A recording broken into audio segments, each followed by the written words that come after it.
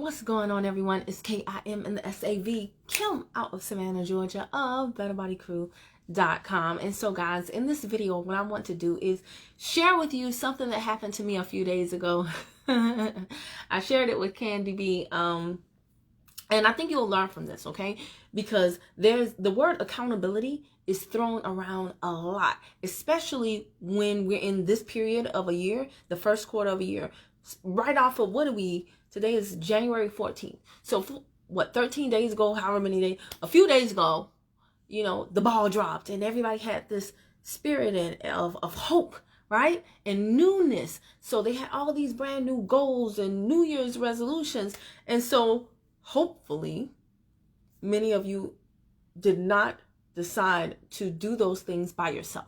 Hopefully you joined a group or a challenge or something like that. Many of you probably joined accountability groups, right? Now, I've been a part of many accountability groups. Oftentimes, though, these are complaint groups, okay? These are places where people come to complain and socialize. And so for that reason, I'm typically not a fan of accountability groups. However, I recently found out that it was just because of the types of accountability groups that I was a part of. I was a part of accountability groups in my comfort level with people that I know too closely. So recently, I became a part of, and that just turned, what I just said, my past experiences with accountability groups, I felt like other people got more from the group from me than I got from them. So I felt like it was uneven and disjointed. So I didn't particularly care for or enjoy them. I found them to be a waste of time. And so I stopped, becoming a part of accountability groups. And I've had people call me and say, hey, can you be my accountability partner? And I said, no, I will not.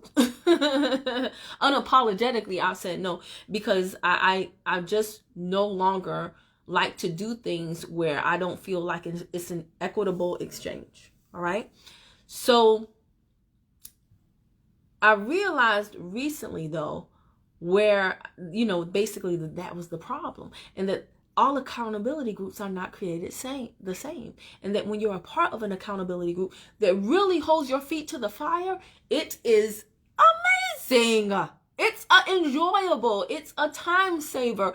Now, it can be an ego buster too. And that's what I'm about to tell you. My experience with one recently. Okay, I'm sorry, y'all. I got a lot of stuff going on. But recently, you guys, if you've been following me for some time, you know that one of my early Christmas gifts was, hey, Veronica, what's going on, girlie? One of my early Christmas gifts was I've had my eye on this guy, Marcus Barney. He's called Him500. You can find him Him500 on Instagram. And he has this community called Recession Proof, where they teach you amazing things to make your income recession proof. And so the women of Recession Proof, because women, in case you don't know, our challenges are different than men. So it does help when we sometimes come together and discuss things, like we need to.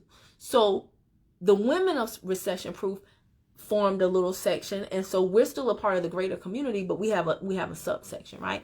And so there was an accountability group in the Women of Recession Proof. So I joined that group. Sorry about that, Instagram, but I joined that group, and we recently had our first call on this past Sunday.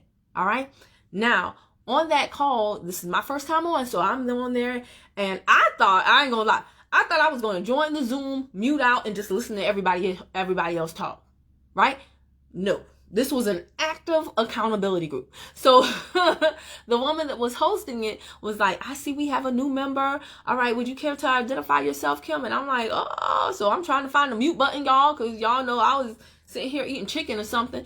And so I'm like, well, hey, everybody. And she said, would you care to identify yourself? And she gave me parameters. So she said, we just want you to really quickly tell us who you are, where you're from, what you do, and who you serve. Well, y'all know I got a rambling problem, right? So, so about 3 minutes later, I finished with my little spiel, right? And so she's like, okay, well, that's great. However, what I wanted you to do was quickly tell us who you are, where you are, what you do and who you serve. Think more so like if you, and I was like, okay. Because I did not follow those directions. She gave them to me and I didn't follow them to me. Now, this is the funny thing. She put me in check right then and there. And I appreciated it. Some other people would probably get in their feelings like, at least I'm here. At least I did it. I hate it when people live in the land of at least. Don't live in the land of at least and expect the most, the best, the highest. You can't do that, right? But I like it when people can check me because she was right. I didn't follow directions. And so she was like, I want you to think like if you're at a round table with a bunch of business people and, you know, it's a whole bunch of people in the room and there's only so much time. So you only have like 60 seconds to hit those points. I said, okay, well, I'll set my timer for 60 seconds. I said, I'll set my timer for 1 minute now. She said, actually, I prefer that you're not. Because you're not going to do that in real life. I was like, chick, you're right. You are right. And so then she was like, just, you know, you got this. Just go ahead and do it again. And so I was like, okay, my name is Kim. I call myself the MLM Misfit. And what I do is I teach people who are a part of multi-level marketing to take their commissions and not just stunt and flex for the gram, trying to attract people to their team, but to actually use that money and, parlay it into other vehicles so that when their sales are down, they still can not only survive, but thrive. I do this by teaching them credit tips, by tax tips, how to conquer credit, and affiliate marketing, YouTube, Facebook, Amazon, and things of that nature. I'm out of Savannah, Georgia, and I primarily serve divorced moms. And she was like, there you go. And I literally said it like that, like top of dome. And I was like, dang, she was right. That was so much better because before I went into my story. I used to work for corporate and I didn't have a good job. I have a master's. I was all over the place before, right? Joanne said, awesome. I know, right? And I think I have, well, good. I have it recorded now because literally when she held my feet to the fire and said, that's not what I asked for. That's not what see, some of y'all are scared to tell people, no, that's not what I said. Right? And tell them to do things over again. That's one of the hardest parts of leadership that I've found in my team. I have to celebrate my team, but if they didn't follow instructions, I still have to come back and correct. Celebrate and then correct, right? People love the celebration part. They don't like the correction part. I personally appreciate the correction part because it's the only way that I can get better. I don't like being the best in the room. I don't like being the person who has all the answers. I don't like always being correct because I know that's impossible for me to always be correct. Right? So when she told me that, I was like, wow, I am so much better because she did that. Right? So anyway, later on, like they instantly went into accountability after that. This heifer was like, all right, so the last time we met, the last time we saw you in the accountability group was December, blah, blah, blah, blah, blah. And you said that you would have your funnel done. You were going to hire a VA and you were going to da-da-da-da, according to like she had a binder, like Monique Samuels at the Real Housewives of Potomac reunion. She had a binder on folks, okay? So she was like, you said you were going to get your funnel done, hire a VA, and blah, blah, blah, boo. How many of those things have you done? And the girl was like, all of them. I was like, she did all that. and so the accountability head person was like, burr, burr. She did it with about burr, burr, burr, burr, burr, burr. All right, then y'all, let's clap it up for her. And I'm like, she did all that. Because I'm not going to lie. I'm used to a lot of people saying that they're going to do stuff and not doing it. And being like, I did my best, but I didn't get it done. And I'm used to people making excuses. So to be a part of a group, and these women have trucking businesses. These women have Shopify stores. These women are in e-commerce. These women are in so many different areas. They're doing digital products. They're doing credit repair. They're doing this, that, They have other things going on, and they're still wives, spouses, all that. So to see them still getting things done, I was like, that's what's up. So she went down the line with other people. Hey, so-and-so, last time you were here was on such and such a date. And according to my notes, you said you wanted to get this done. Did you do it?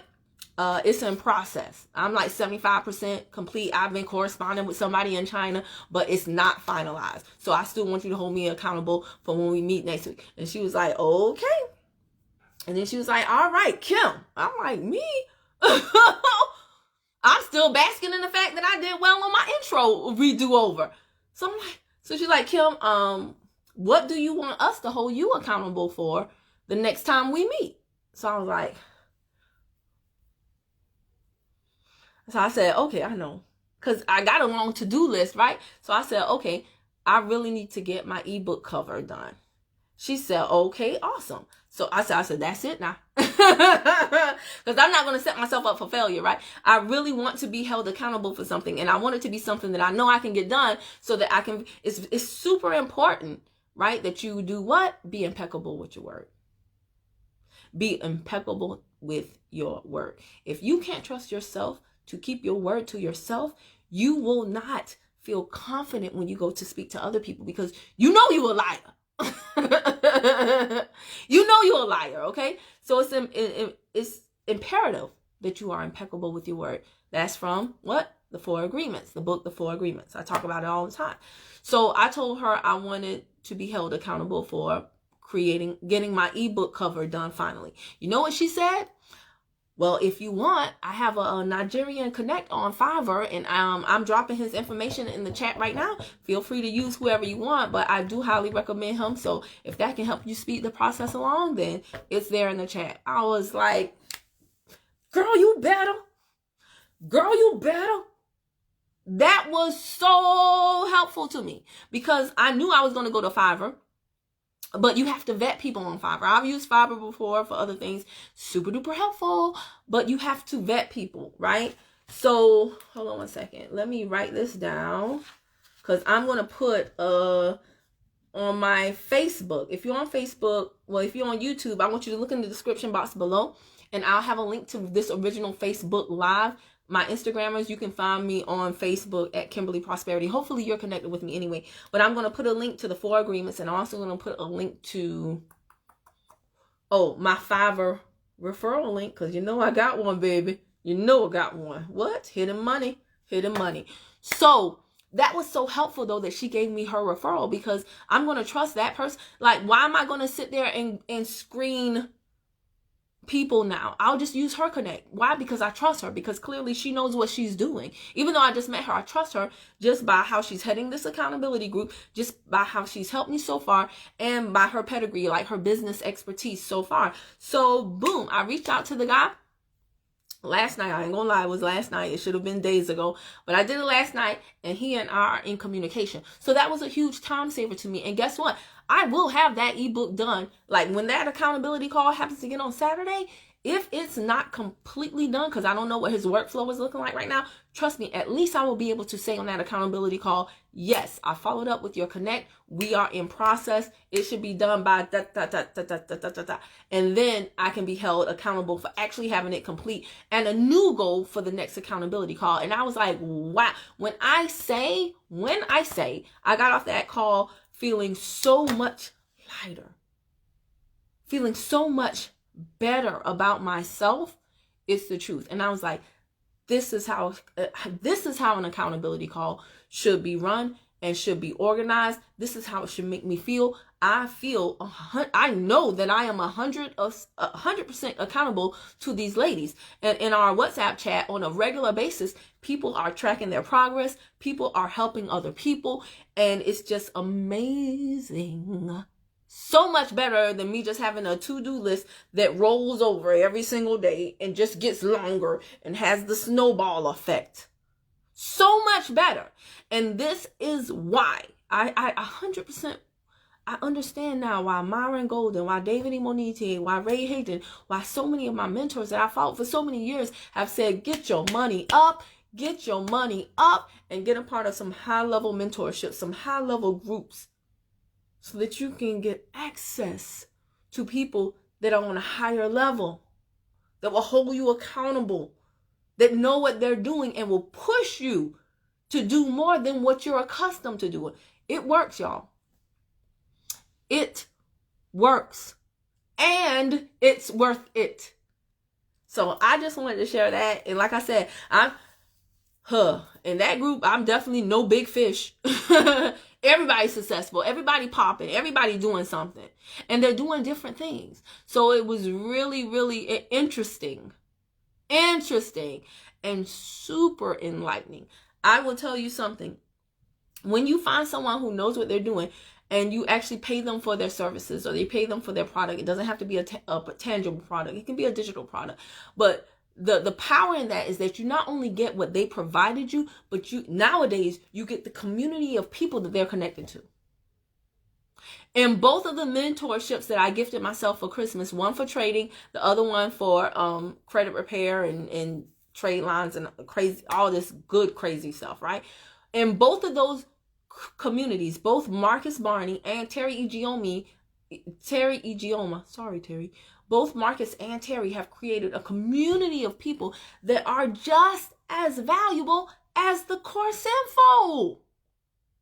Just as valuable. Like these people didn't come to play. All right?